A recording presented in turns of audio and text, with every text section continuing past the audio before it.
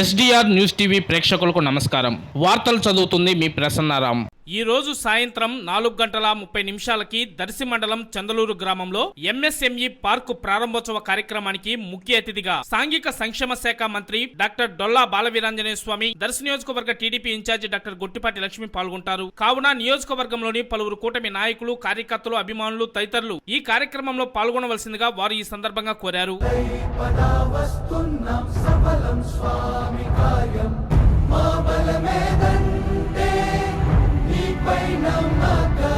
ఒక ఆడది, అది కూడా మొదటిసారి వచ్చింది, ఏం చెయ్యగలదు అనుకున్న వారికి చుక్కలు కనిపించాయి అని చెప్పటంలో ఎటువంటి సందేహం లేదు. ఎన్నికల్లో ఎవరు ముందు ప్రచారం మొదలుపెట్టారన్నది లెక్కలోకి రాదు. ఎవరికి ప్రజల ఆదరణ లభించింది, ఎవరి వెంట జనం నడిచారన్నదే గెలుపుకు సంకేతంగా కనిపిస్తుంది.